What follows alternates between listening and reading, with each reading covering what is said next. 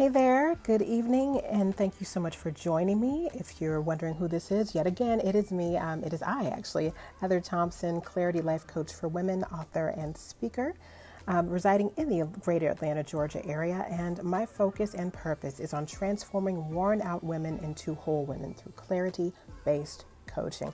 And you're joining me for my Wisdom Wednesdays right here on Genesis Dorsey's page, 9 p.m. Eastern Standard Time.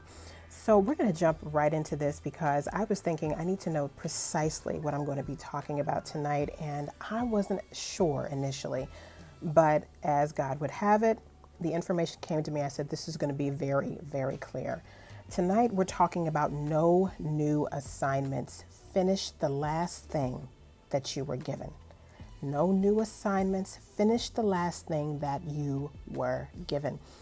So number one, I want you to focus on 3 points as we talk this evening. It's going to be very quick, so please feel free to take notes or just save this message for future listening.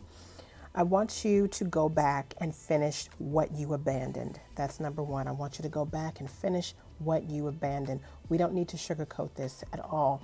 You left something on your plate. If you are watching this, you are a forward-thinking person who knows all about what it is to persist in the face of a lot of things, but sometimes in those a lot of things, you end up leaving something unattended. You tell yourself you're too busy to handle it. You tell yourself that you'll get to it another time. But how many of you know that when God gives you something for a particular season, for that season, it is not meant for you to put off unto your day planner on your time. It's meant for you to do it when it's been assigned to you. It's not a joke. It is indeed something that needs to be handled.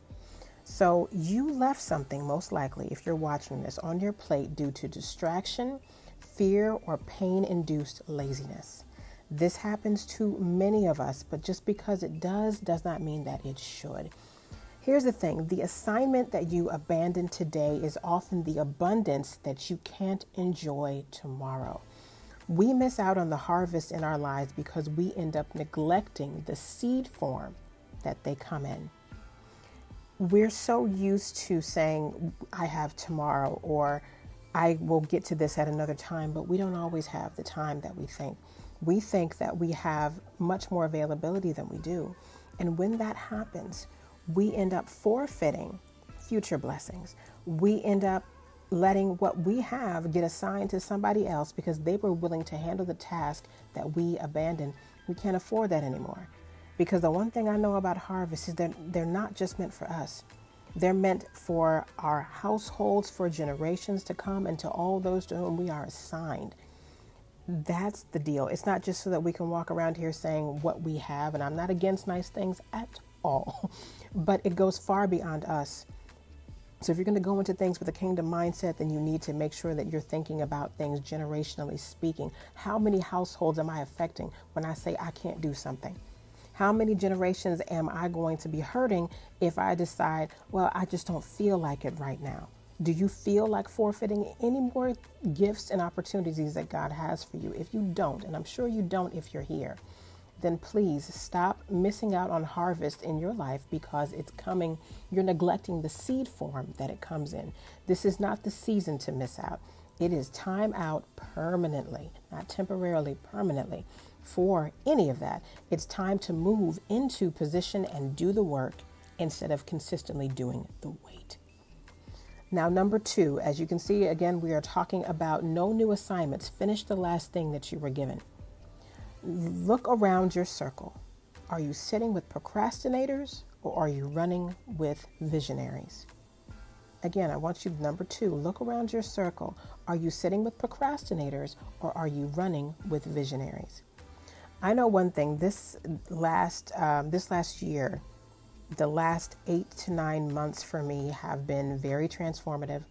There are people that I thought I would always know that are beginning to fall away, and I am not going to shed one tear over it. And it's not because I don't love people, but one thing I've learned, if they do anything or if you do anything, either one of you, to mess up what God has for you, for your assignments, then you're just a hindrance.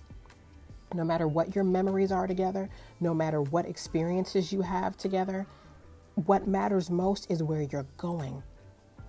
You don't want to hold back in this particular season because you're sitting with the wrong people. If you're sitting with people who constantly say, I'll do this tomorrow, but they manage to get up when it's time to go out, when it's time to have fun and just enjoy different moments. But when it's time to do extra work, they're hiding or they just don't have time for it. No, those aren't your people. If you are saying that you want to live in your most season, if you want to get the most out of what God has for you in this year, in this season, in this life, you got to get up and run with the visionaries. I'm not just trying to pep talk you, I'm trying to real talk you. There are people in your circle that you might say, I don't hear from them anymore the way that I used to. They may be the very ones that you need to be talking to. If there is someone who's about forward movement and getting things accomplished and making sure that they're not just writing a task list, but actually checking things off, those are the people that you need to know. And if you don't have those people around you now, get involved with organizations that do. Be in spaces where those people are naturally attracted. You're quite welcome, Tracy, and thank you. We don't have time. We do not have time to play around anymore.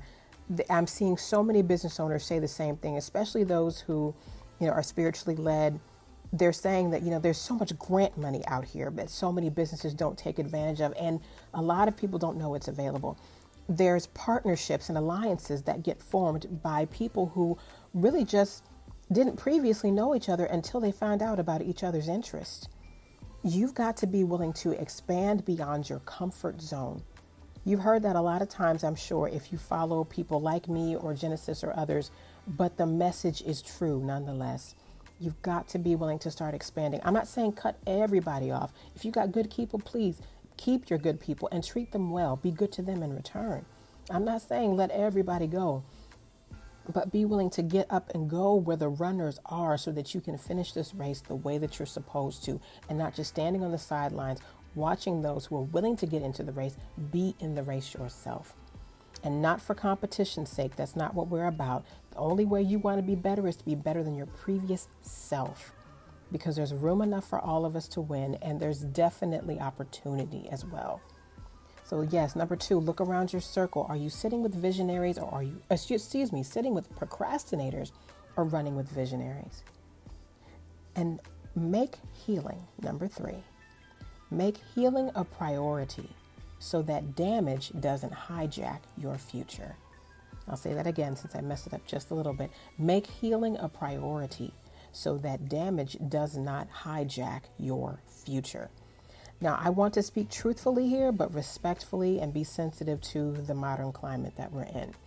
In today's culture, mental health awareness has shifted our understanding of ourselves and one another. That in itself is a positive step forward when it comes to understanding the world around us and the experiences that we have properly. Now we can give a name to them the right way. However, being able to do so also means that people can use them as a crutch as well, and unfairly so.